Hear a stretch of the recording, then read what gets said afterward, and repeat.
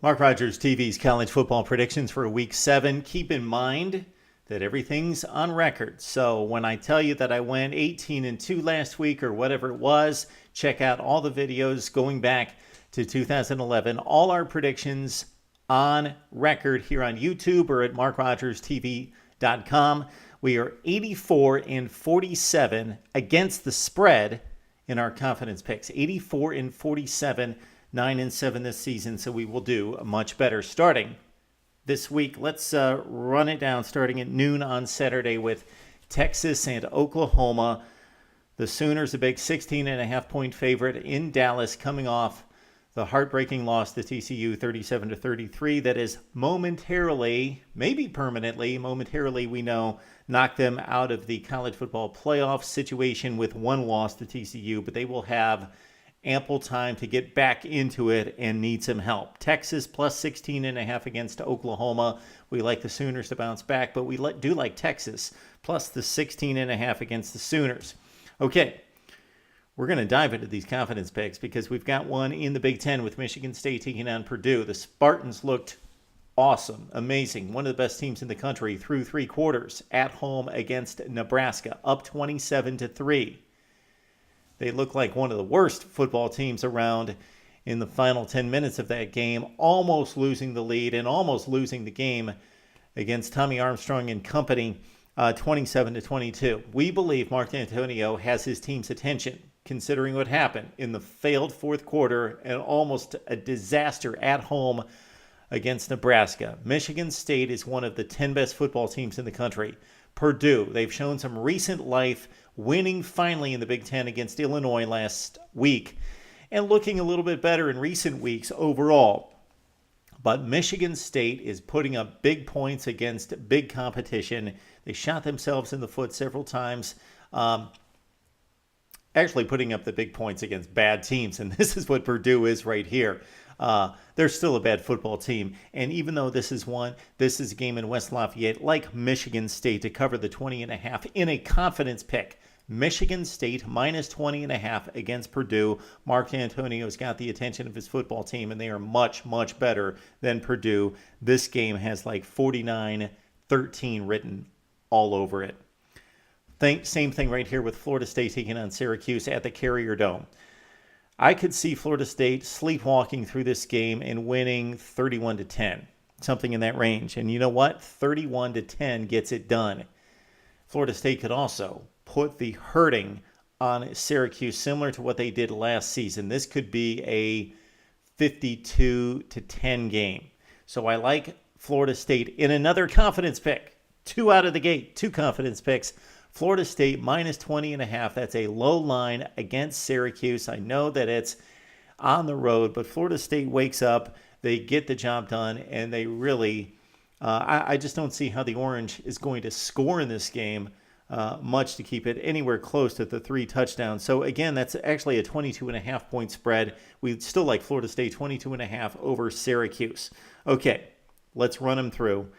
Big game for Georgia Tech taking on Duke. Another division game between all these teams that are very evenly matched. Virginia Tech, Georgia Tech, Duke, Pitt, Virginia, on and on and on, Miami and so forth in that division to try to get to the ACC championship game. And we've got another one of those key matchups between Georgia Tech and Duke. The Dukies on the road, getting 3.5 at Georgia Tech. Razor thin here. Like the Yellow Jackets to stay undefeated. Like Duke plus the 3.5 points here in a hedge play. Oklahoma State, Kansas. Oklahoma State minus 20.5. We expect the Cowboys to get it done. We were thinking confidence pick, but they might sleepwalk this one in Lawrence, Kansas. Oklahoma State minus 20.5 over Kansas. All right, let's get to some extremely important games, monumental games. First, Mississippi State's at home against Auburn. Auburn, number 2 ranked in the country. Mississippi State has risen all the way from the ranks of the unranked all the way to number 3 in the country, tied with Ole Miss. Mississippi State's a 3-point underdog. I know that they may have a major letdown after coming off that huge win against Texas A&M.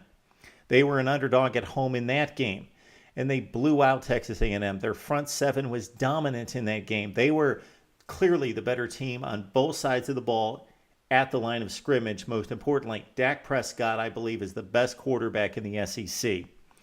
Nick Marshall right there, Bo Wallace right there. But Prescott, I would give the edge to as being the best in football's best conference. So Mississippi State is going to cover the 3, and they're going to pull off the upset outright at home against Auburn. This should be a great game. Mississippi State +3 and the outright win against Auburn in Starkville. All right, TCU and Baylor. I wavered on a possible confidence pick here because I think Baylor's overrated. Still have yet to play anyone. Yeah, they got the win against Texas. That's their best win of the season, 28-7 over Texas. So they were held down offensively in that game. That's not a good sign against a TCU defense that is legitimately a top 15 to 20 defense nationally. So despite this one being in Waco, TCU possibly let down after the huge win against Oklahoma, the biggest win TCU's had since the 2011 Rose Bowl. TCU goes to Baylor. They win outright. They cover 8.5, of course. They get the 8.5, so they cover the 8.5 given to them, and they win it outright. So take TCU straight plus the 8.5 points against Baylor in Waco. Alabama wakes up. They go to Arkansas, play a much improved Arkansas team under Brett Bielema. Alabama wins it. Fairly entertaining football game, fairly close, but take the Tide minus the 9 at Arkansas. Another game that still is huge, still a paramount game in the Pac-12 to decide both division winners. Oregon and UCLA at the Rose Bowl. This game a week ago looked like it was going to be a college football playoff type scenario. Now, both teams could still play themselves into it, especially if we continue to get the wacky outcomes that we've gotten going back this past Saturday. So Oregon, UCLA, the loser, out of the college football playoff, potentially out of Pac-12 mix for a conference championship game. I like UCLA to pull off another upset.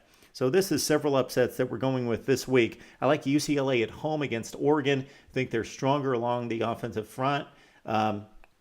Both on both sides of the football, that UCLA is stronger in the trenches, and they will not, Oregon, be able to protect Marcus Mariota at the Rose Bowl. So I like UCLA plus the 3 points coming off a loss to Utah. The Bruins plus the 3 and win outright against Oregon. USC coming off the stunning loss against Arizona State on the Hail Mary play at the end of the game, taking on an Arizona team that is undefeated, ranked in the top 10.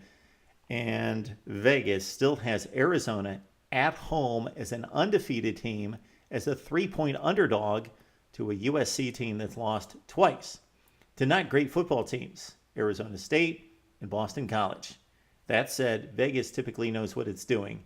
USC wins on the road.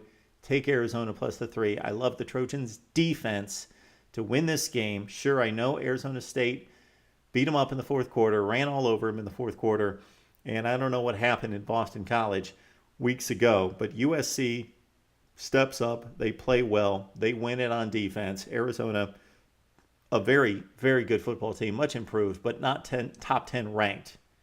Arizona plus the 3. Very, very tight football game. Trojans win it outright. Georgia-Missouri, dogs minus Todd Gurley, also minus 2.5. We like Georgia to win at Columbia, even without Gurley. Nick Chubb picks up the running chores along with Brendan Douglas.